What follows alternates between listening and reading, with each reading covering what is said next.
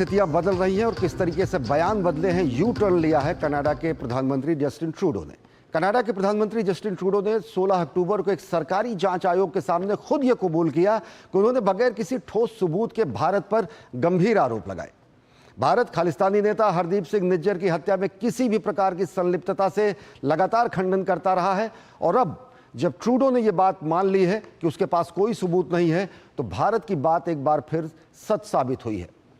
सच्चाई यह है कि कनाडा के प्रधानमंत्री जस्टिन ट्रूडो का झूठ अब पूरी दुनिया के सामने फिर से उजागर हो चुका है। कूटनीति को राजनीति की भेंट चढ़ाने वाली कनाडा की ट्रूडो सरकार का आतंक समर्थक चेहरा गुरुवार को एक बार फिर दुनिया के सामने आ गया।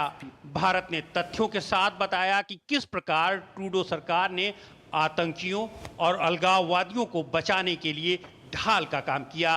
विदेश मंत्रालय ने बताया कि प्रत्यर्पण के 26 अनुरोध 10 से 15 वर्षों से लंबित हैं, लेकिन इन पर कनाडा सरकार ने कोई कार्रवाई नहीं की है।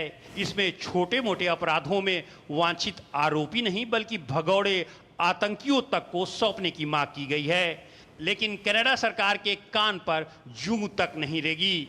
भारत ने लॉरेंस बिश्नोई गैंग का नाम लेकर आरोप लगाने के कनाडा सरकार के आरोपों की भी धज्जियां उड़ाकर रख दी। भारत ने बताया कि जिन अपराधियों के प्रत्यर्पण की भारत मांग करता रहा है, उसमें लॉरेंस बिश्नोई गैंग के अपराधी भी शामिल हैं। ट्रूडो सरकार ने एक ओर तो अपने राजनीतिक हितों को ध्यान में रखते हुए इनका प्रत्यर्पण नहीं किया, वहीं उल्टा भारत को बदनाम करने के लिए इसी गैंग का नाम लेकर बेतुके आरोप लगाने शुरू कर दिए। भारत ने कनाडा के प्रधानमंत्री की एक आयोग के सामने गवाही को विशेष रूप से रेखांकित किया, जो ट्रूडो सरकार की पूरी राजनीति की कलई खोलती है। इस बयान में ट्रूडो ने खुद माना कि उनकी सरकार ने भारत के सामने कोई सबूत पेश नहीं किया, बल्कि मात्र खुफिया जानकारी का ही हवाला दिया था। भारत ने कहा कि अब ये ट्रूडो सरकार की खुल्लम खुल्ला राजनीतिक परिपाटी नजर आती है कि भारत को बदनाम करने के लिए बेबुनियाद आरोप लगा दिए जाएं। भारत ने कुछ भारतीयों को निशाना बनाए जाने की हाल की घटनाओं पर चिंता जताई और कहा कि इन वारदातों से स्पष्ट है कि कनाडा में भारतीय समुदाय को परेशान करने के लिए माहौल तैयार किया जा रहा है। भारत ने यह भी स्पष्ट किया कि भारत पहले ही अपने उच्च आयुक्त और राजनयिकों को बुलाने का फैसला कर चुका था और राजनयिकों को निष्कासन का कनाडा सरकार का निर्देश बाद में आया। गुरुवार के भारत के बयान से स्पष्ट है कि आतंकवाद और अलगाववाद के समर्थन की कनाडा सरकार की नीति और भारतीयों को निशाना बनाने की उसकी राजनीति को अब और नजरअंदाज नहीं किया जाएगा। भारत स्पष्ट कर चुका है कि वो बिना सबूत कीचड़ उछालने के किसी भी दुस्साहस को बर्दाश्त नहीं करेगा। तो जस्टिन ट्रूडो ने खुद लिया है यू टर्न, खुद उन्होंने जांच आयोग के सामने स्पष्ट किया है कि खुद उनके पास इस बात के सबूत नहीं थे। क्या है इस पूरे प्रकरण के पीछे मंशा कनाडा की और किस तरीके से खुद ट्रूडो एक असमंजस की स्थिति में नहीं, एक बेहद ऐसी स्थिति में पहुंच गए हैं कि जब पार्टी के अंदर ही उनका विरोध हो रहा है। इस विषय पर हमसे जानकारी विश्लेषण करने के लिए हमारे साथ जुड़ चुके हैं अरविंद गुप्ता जी, जो कि पूर्व डिप्टी एनएसए और निदेशक हैं विवेकानंद इंटरनेशनल फाउंडेशन के। बहुत बहुत स्वागत अरविंद गुप्ता जी। अब जबकि खुद जस्टिन ट्रूडो ने इस बात को स्वीकारा है कि केवल इंटेलिजेंस इनपुट के आधार पर उन्होंने इतने गंभीर आरोप एक संप्रभु राष्ट्र के ऊपर लगाए, कहाँ खड़ा पाते हैं अंतर्राष्ट्रीय स्तर पर अपनी छवि को लेकर ट्रूडो, कहाँ खड़ा पाते हैं अपने को घरेलू स्थिति में, अंतर्राष्ट्रीय जगत में? ये उनकी घरेलू मजबूरी थी या फिर किसी तरीके का रणनीतिक दांव?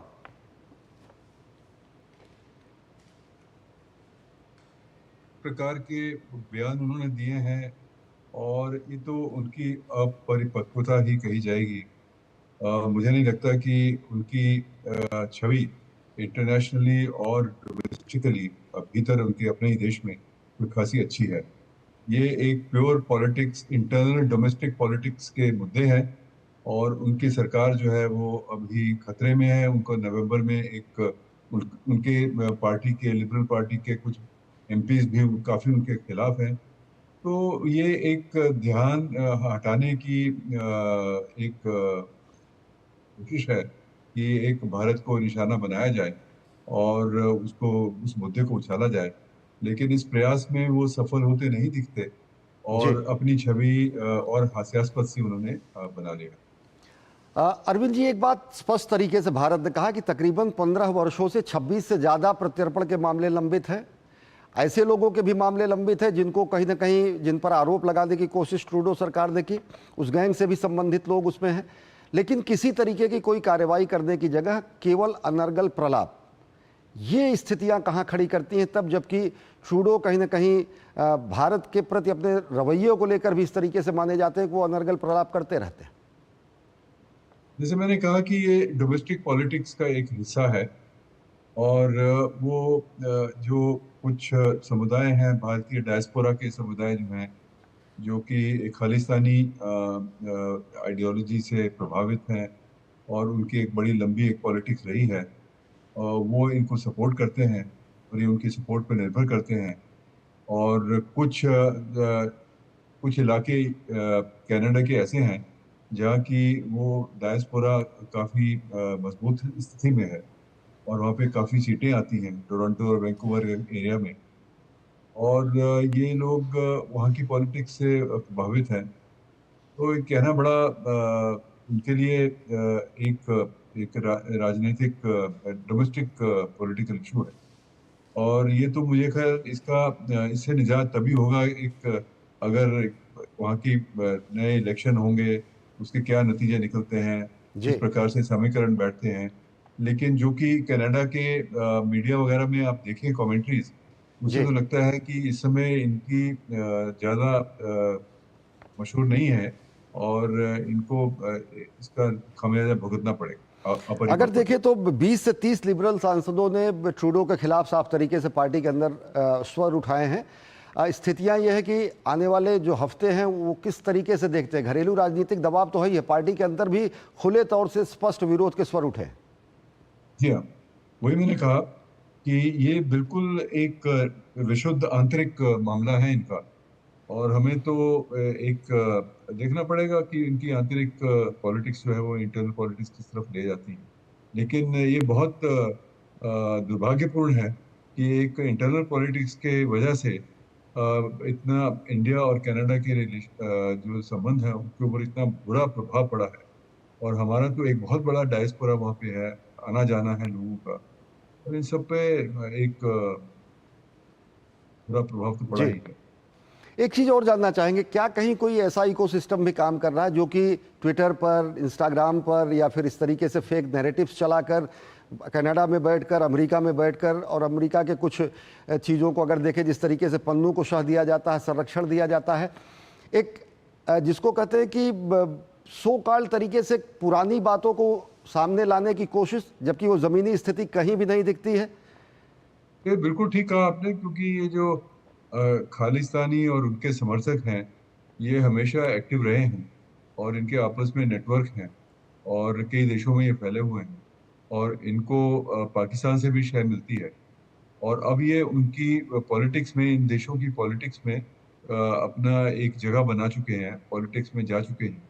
और ये तो वो एलिमेंट्स थे जो कि यहाँ पे क्रिमिनल रिकॉर्ड्स उनके हैं, जिनके अगेंस्ट हमने कई बार उनको एक्सट्रेडिशन की भी बात की है, जी। और वो मोस्ट वांटेड लोगों में हैं, और खुलेआम वो धमकियां देते हैं हमको, हमारे राजनयिकों को धमकियां देते हैं, हमारे दूतावासों के ऊपर हमले करते हैं। तो इस प्रकार के लोगों को ये लोग अपनी पॉलिटिक्स में शय देते हैं। लेकिन ये एक बात ठीक है कि ये सब नेटवर्क हैं, कई अमीर भी हैं, इनके पास पैसे भी बहुत हैं, और एक मुहिम चला रहे हैं। तो ये तो स्थिति है, ज़मीनी स्थिति तो यही है। अगर देखें, कनाडा का रुख हमेशा भारत के लिए बहुत हितकर नहीं रहा, चाहे वो 1947 में यूएन में जब प्लेबिसाइड की बात कही गई, सीज फायर वायलेशन से पहले प्लेबिसाइड की बात कनाडा ने शुरू की।